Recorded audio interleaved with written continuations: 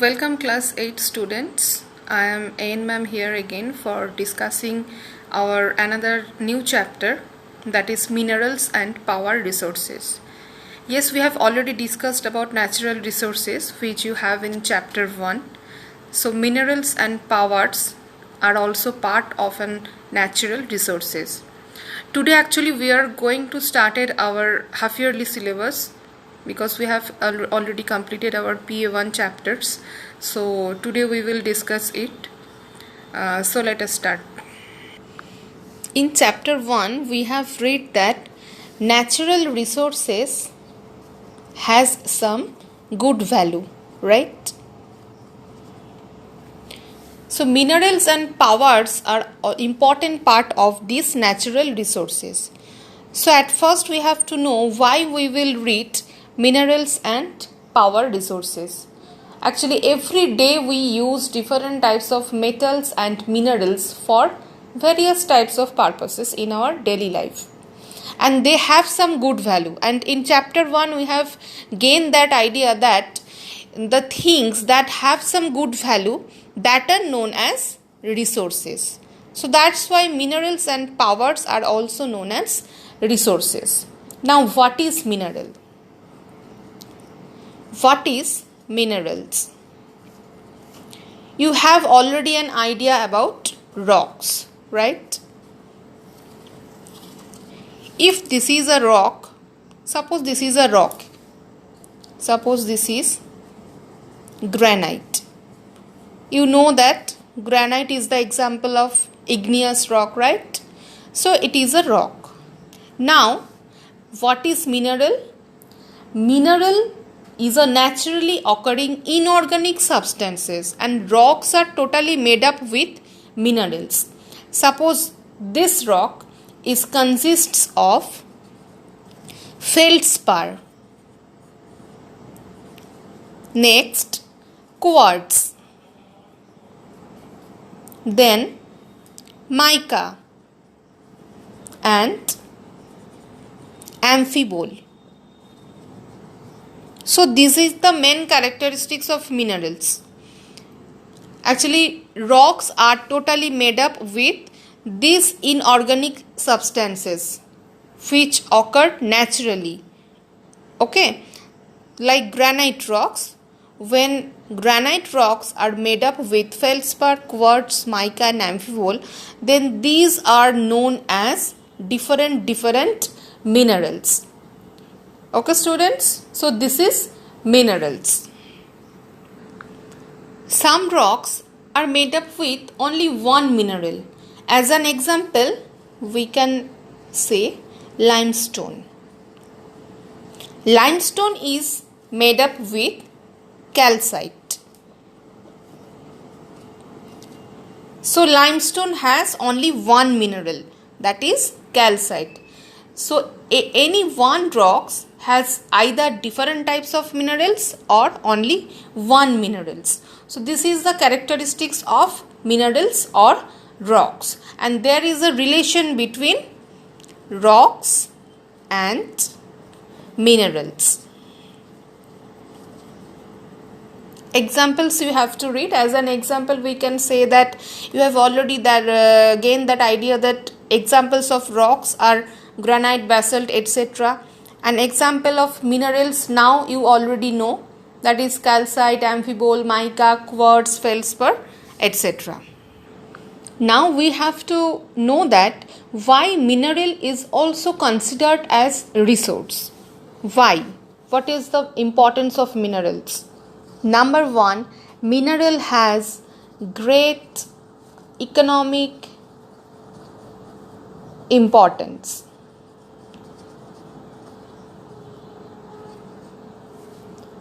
So that's why we have read that which has a great economic importance, that will be considered as resource. So this is our number 1 point. Next, why our mineral is extracted from rocks? Because it is very much rare in our nature and it is pretty. So this is our second point. This is rare and pretty. Number 3, there are several kinds of minerals are there, with dozens being discovered every year. So there are different types of minerals we have discovered, like mica, iron, copper, limestone, gold, etc. And they are found everywhere but are not evenly distributed. So our third point is unevenly distribution. Why this distribution is uneven? Because you have that idea that all the parts of our continents or all over the universe, there are different types of temperature, different types of air pressure and physical and chemical conditions. That's why and you know that when rocks are formed, then these that physical and chemical composition, the temperature and pressure has a great importance.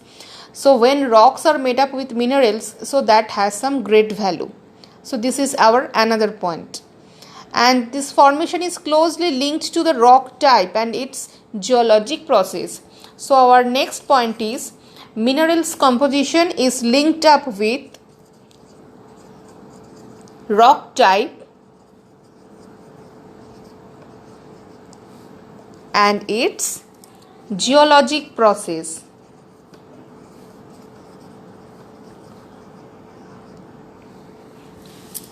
So there are mainly 4 types of importance why we will have to gain idea about the minerals. Now the main thing, minerals have distinctive properties, like mineral has color, different types of color, okay, then hardness, then crystalline structure,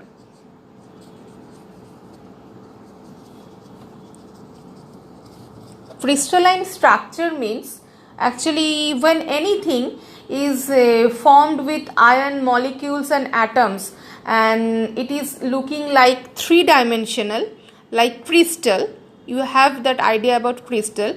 So that is known as crystalline structure.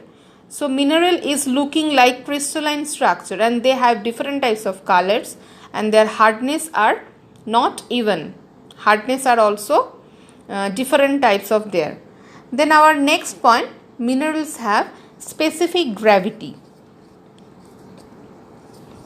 Specific gravity means how much dense that mineral is. How much dense that mineral is. That is known as specific gravity. So these are some distinctive features of the minerals. So you have to gain that idea, what is minerals, what are the characteristics or what are the main features of minerals and the main distinctive properties of the minerals, and the examples also you have to read. Now we will read about the types of minerals, because there are different types of minerals are available in our nature. There are mainly 2 types of minerals. Number 1, metallic minerals. Number 2, non-metallic minerals. And metallic minerals are further divided into ferrous and non-ferrous. Now we will discuss about metallic minerals. Actually, metallic minerals, you have gained that idea about igneous or metamorphic rocks. So metallic minerals are usually found in that type of rocks, igneous and metamorphic. Okay, and this type of minerals contain metals such as iron, cobalt, copper, etc. And these metallic minerals occurred when combination with other minerals in ores, and the ores need to be broken apart and chemically processed. Why chemically processed? To extract the minerals. So that is the characteristics of metallic minerals, and these are further divided into ferrous and non-ferrous. Okay, as an example we can say that metallic minerals like ferrous any minerals when containing iron in some quantity, then that is known as ferrous, because ferrous, this term is related with iron. So any minerals when contain some irons, then it is known as ferrous. And what is about non-ferrous? Any minerals that contain some metal but not iron. Not iron. So that is known as non-ferrous. As an example, we can say that gold. So this is the example of non-ferrous metal. And the main difference between ferrous and non-ferrous is ferrous minerals are related with iron. Ionic substances are there. And non-ferrous, there is no relation with iron. And the example is gold. Not only gold, you can also say gold, silver, etc. So these are the main things of metallic. Now we have to focus on non-metallic minerals. Non-metallic means these minerals have no metal content. No metal content. That's why this name is known as non-metallic. These include graphite. As an example, you can say graphite, talc powder, you already know, limestone, mica. So that are the examples of non-metallic. Usually these are found in sedimentary rock. So these are the main difference. Metallic minerals are found in mainly igneous or metamorphic rocks. But non-metallic minerals which has no any metal content, this type of minerals are found in the sedimentary rocks.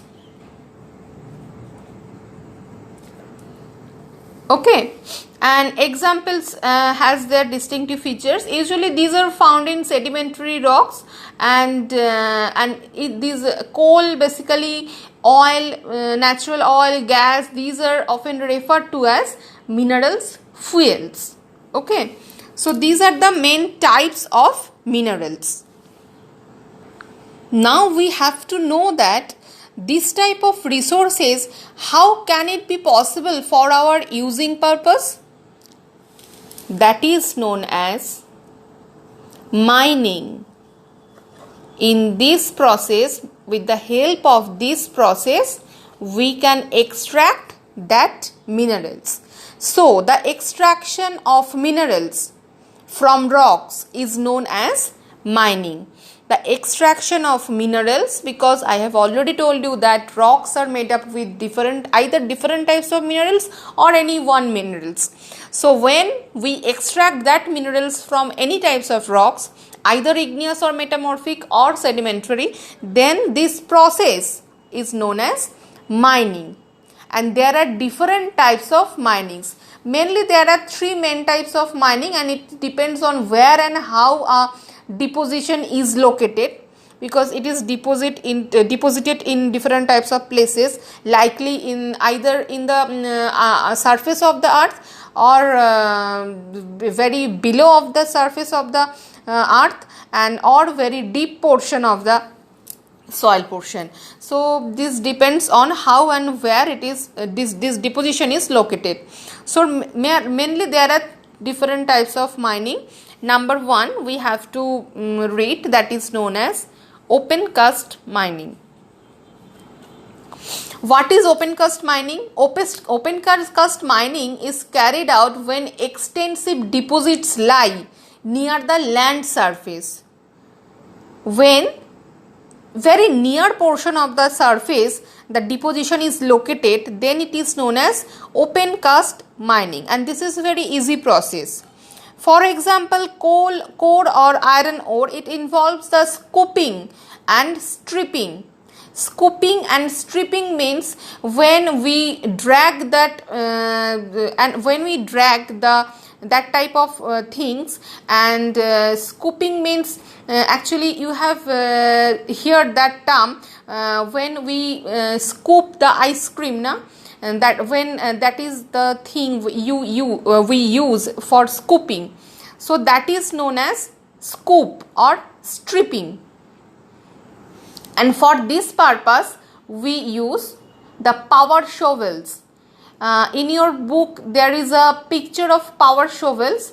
So that type of vehicle is known as power shovel, and it is used for scooping and stripping, for bearing that minerals rocks with the help of huge excavators and power shovels. Actually power shovel is a type of vehicles. Okay. Many time you have seen that when we use when it is used when something is very much heavy weighted, and this is impossible for us.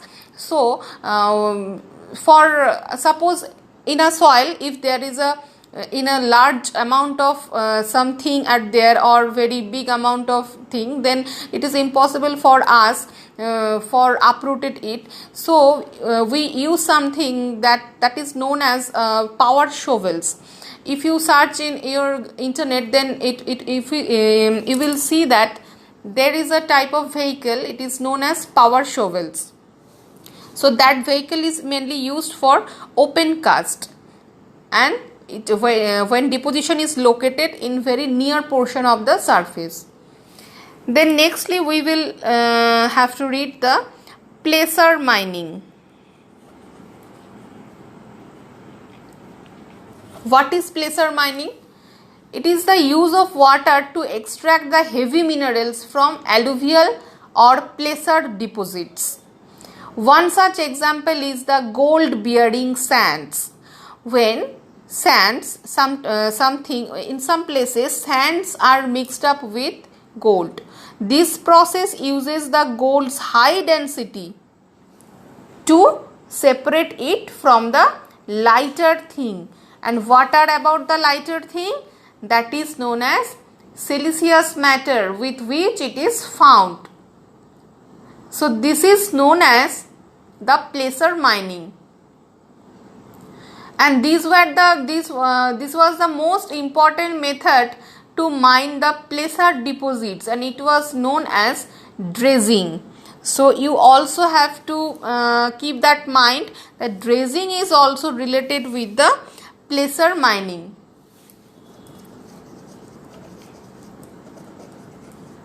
Okay.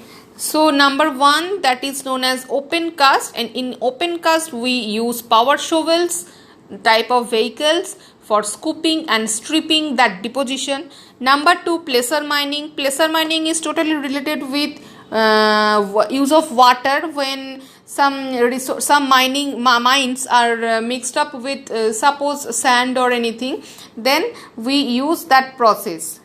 Okay, and in this process the high density separates that thing from the lighter siliceous matter. So that is known as placer mining. Number 3, it is known as underground mining. This underground mining is very tough. Who mines that thing, who are the excavators, for them that is the very tough process. So what is this? Actually it is done when the minerals are located in the very deep portion of the earth. Okay, so when suppose we have to dig a tunnel, okay, and tunnels are dug to reach the ore when it is dynamited and broken into chunks, and then takes up through another shaft to waiting trucks. So this is very much tough process. In the very deep portion of the earth that depositions are located, so it is just impossible for us, very tough process. So for this purpose we have to dig a tunnel, and with that tunnel the excavators go into that portion, that deep portion, and they excavate that things. Then in another way they have to drag again the another shaft, that is known as shaft, So and that at that shaft portion, the different types of trucks are weighted. So they transport that junk portion minerals with that track. So this is known as underground mining, and this is the deepest form of the underground mining. In this process we can also mine the coal, okay, coal, copper, etc. So this is the underground mining. Next we have to idea about drilling. What is about the drilling? Drilling is another type of underground mining. When we extract oil or natural gas from deep within the earth, that is known as drilling. Where it is done in many ways depending on the size of the opening. Suppose this is the earth surface, and in any place the opening is like small portion, but in another place the opening is large amount of place. So this type of thing differs. How much portion of the surface is open, that differs the drilling process. The type of rock and the level of mechanization, this type of factors affects the drilling process. So this type of by this four process we can excavate the different types of minerals. Now we have to focus on distribution of minerals. And you know that the distribution is not even throughout the world. Why? Because different types of rocks are related with that structure. So in different types of parts of the world, different types of rocks are found, and which occur due to different geologic process. Geologic process means which are related to the rocks of the earth. So that process are also different. So some minerals are found in very abundance in certain place, while some could be very rare portion of any places. So distribution is not even. Number 1, we will read about iron ore. Iron ores occurs in igneous and metamorphic and sedimentary rocks also. And there are different types of iron ores, of which the most common are hematite.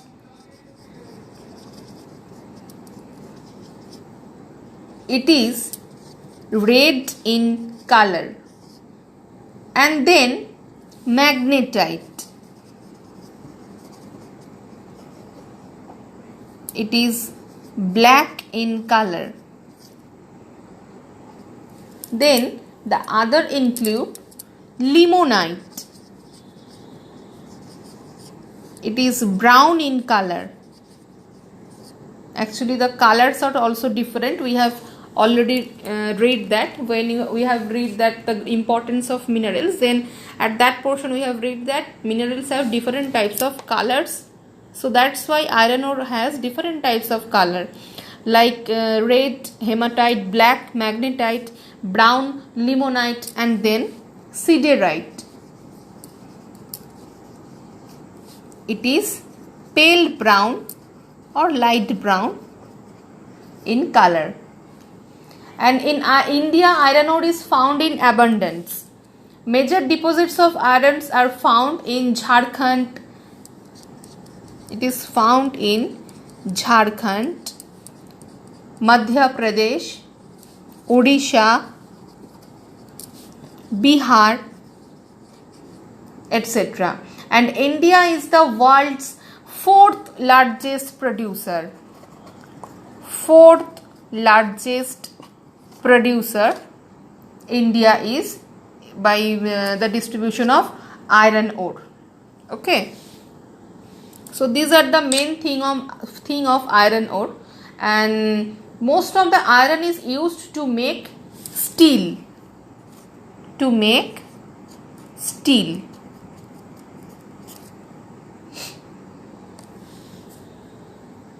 So when it is type of raw iron, then it was not as hard and strong as required for use. At that time they have not any types of hardness. It is combined with, when it is combined with any other elements to form an alloy, this is called steel. So iron ore doesn't have any that type of hardness. When iron ore is mixed up with alloy, then it is known as steel. Understand? When iron ore is mixed up with alloy, and then it is known as steel, and steel has that type of hardness. The strengthened and hardened steel is then used for construction and manufacture of cars, trucks, and in aircrafts also. China, Brazil, Australia, India and Russia are the 5 biggest producers. So China is the biggest producer of iron in the world. Okay, these are the main thing of the iron ore. Our second point, it is mica. Mica is mainly used for glitter purpose. I have already told you, and there are also different types of mica, mainly 2 types, that is known as muscovite. It is naturally white color or light color, and then biotite, and it is black color. And you know, when mica is found in naturally substance, then it is looking like a plain sheets. It's looking like a sheets like paper. I have already seen it, so I have that idea. It is looking like a plain sheets. Okay, and at that sheets we find glitter. You use glitter though, so that is made up with that fine sheets, and it is looking like a shiny paper, a light weighted paper. It is looking like, and it is known as mica. When it is light color, then it is known as muscovite, and when it has black color, then it is known as biotite. Muscovite mica is common in metamorphic rock. This is common in metamorphic rock, but biotite mica is found in both igneous and metamorphic rock.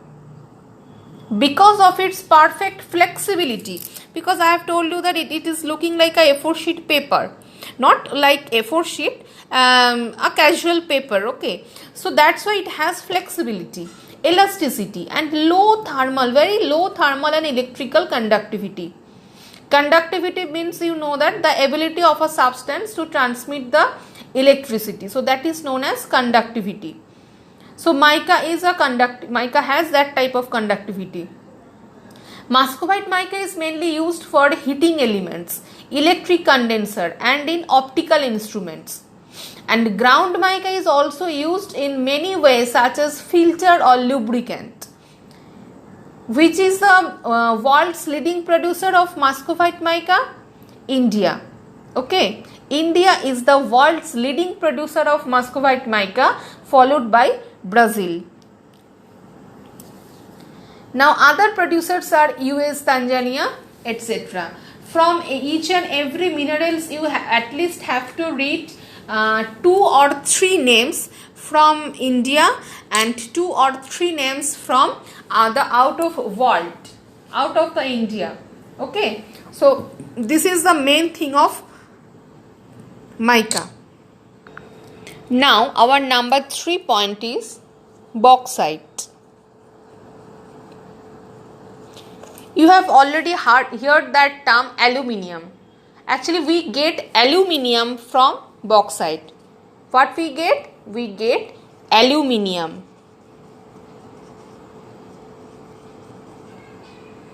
Bauxite is a sedimentary rock, okay, that is the main ore for aluminium, and it varies physically according to its geologic origin. So some deposits are soft and easily crushable, while others are hard and dense. Its color may be white, yellow, grey or red. These are the main features. What type of colors are available? White, yellow, grey or red, and it varies physically according to its geologic origin. The traditional uses of bauxite are the manufacture of aluminium, then cement, then iron and steel ladles. Nearly 90% bauxite is used for making aluminium. Bauxite is found in most countries, but the leading producers are Australia. And there are different types of places are written like China, Guinea, etc. And India is the world's 6th largest producer. The position is 6th. Okay.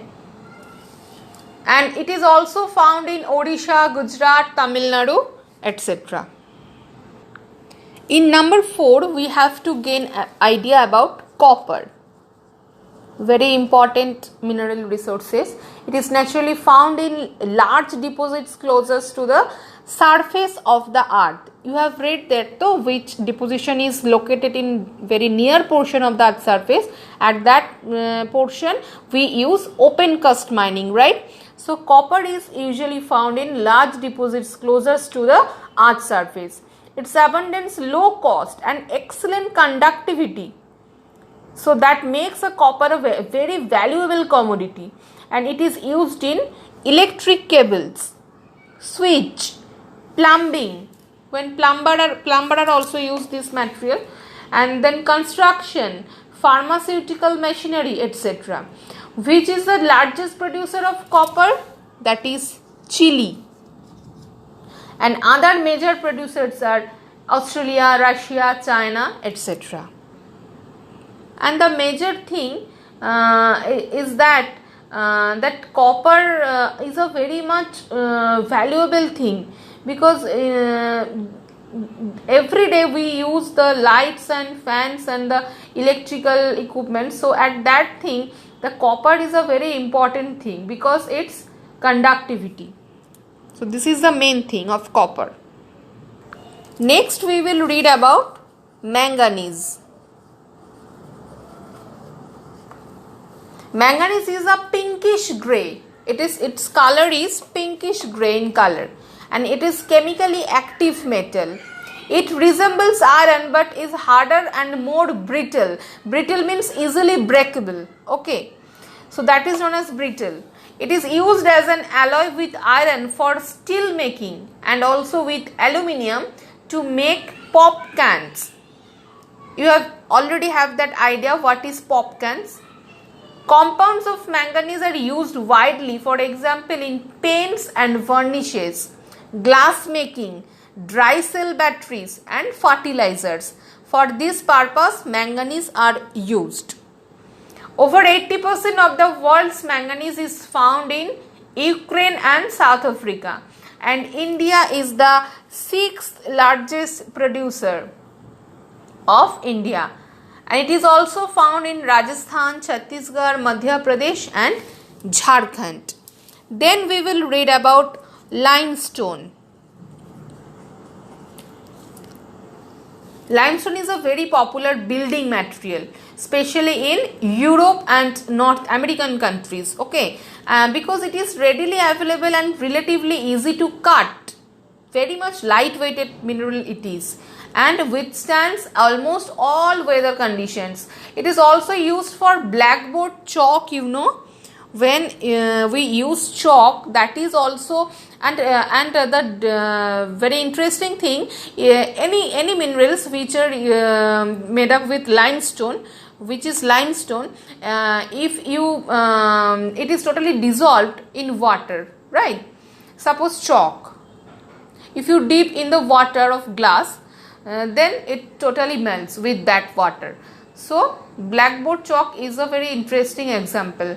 Then construction inside buildings, floorings and by industries like paper, plastic, steel, glass, etc., as well as for water treatment and road construction, these limestones are used. And the major reserves of limestones are found in the US, Canada, France, Denmark, etc. Nextly, we will read about gold. It's very valuable, you have that idea, and it has been known to humans since ancient times. It has always been considered a precious metal.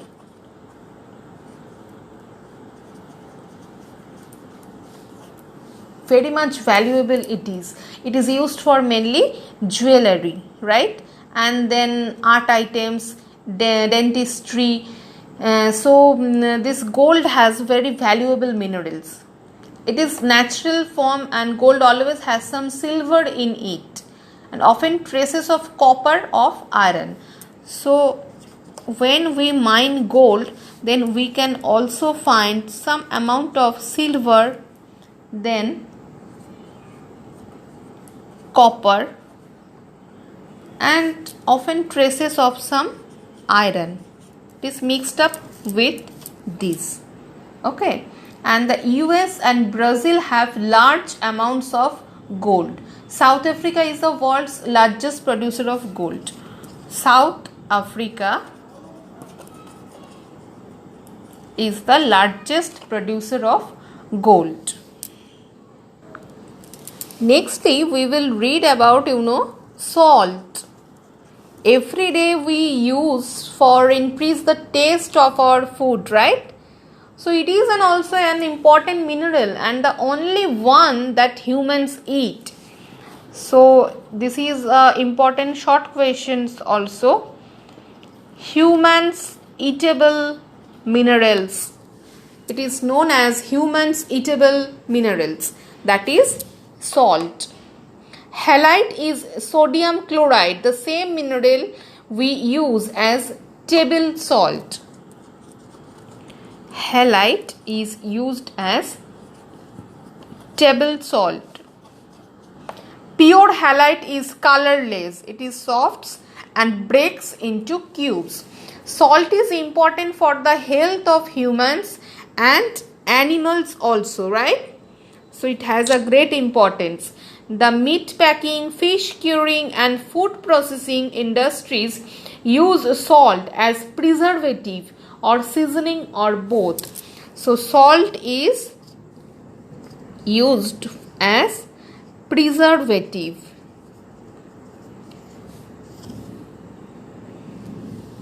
The chemical industry uses salt for the manufacture of chemicals. It is also used in soap, glaze and porcelain enamel fracture. So this is the main thing. Salt was used as currency during the Roman period. It is very interesting facts that salt was also used in currency. On an average, seawater contains about 3% salt. Natural brines means salt water that contains a higher proportion of salt, that is known as brines. What is brines? It is salt water that contains a higher proportion of salt. On an average, seawater contains about 3% are found in the Dead Sea. Austria, France, Germany, India, the US and UK. And rock salt or halides occur widely in rocks of all geologic periods. In India, rock salt is found mainly in Himachal Pradesh. Okay. And sea salt is obtained in Gujarat, while brines are found in Rajasthan.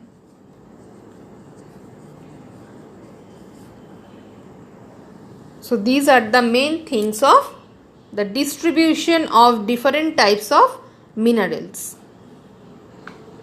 Now we know that resources conservation is very important thing. So our responsibility is to conserve the minerals. So conservation is very important for minerals protection. So why we conserve minerals? Because it has different types of good values for our daily life, and our population is increasing day by day, so our demands will also increasing day by day. That's why conservation is important. And students, you must be wondered about what you can do to help. As individuals, we could reduce our needs, reuse products. We have already read about the reuse, recycle. So we have to recycle some products also. Recycle some products, byproducts. This may require making certain changes to our lifestyle. So this is our responsibility. And there are different types of minerals. Minerals are naturally non-renewable resources. This can't be renewed. That's why it is our duty to conserve these resources while the demand is increasing day by day. Excessive exploitation must lead to total depletion. Therefore, humans are constantly exploring new sources. The environment is also greatly impacted by mining activities. So, mining activity is also related with environmental degradation. But we have to mind that things. We have to excavate that minerals, but this mining activity is related with environmental degradation. How?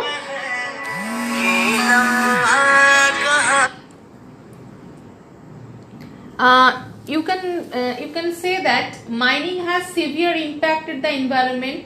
Large tracts of agricultural land have been destroyed. Natural vegetation has been removed from large areas. These areas often flood from lack of proper drainage. In hilly areas, mining often leads to landslide, because and in the hilly areas mining often leads to landslide, because I have already told you that in the hilly area the soil does not have that type of capability to hold all the thing. At that area, in the hilly area, soil has some certain amounts of holds capacity. So that's why in hilly areas, if we mine that some minerals, then it often leads to landslides that kill people and animals and destroy property. So minerals also work under dangerous conditions in many times. For example, poisonous gases which may be emitted from mines. When we practice the underground mining, it is located in very deep portion of the earth, then some dangerous gases are emitted from that mines. Every year hundreds of miners die in mine fires, and sudden flooding. Mining activities leads to air and water pollution. Many times it also leads to the displacement of people. So this is very important question. What is the relation between mining and environment or environmental degradation? Okay, so this is the main thing of minerals. In minerals, you have to gather that idea about the definition. There are different types of features and different types of distribution throughout the world or throughout the India. They are conservation and different types of process for mining and the relation between mining and environmental degradation. That is the main thing of minerals resources.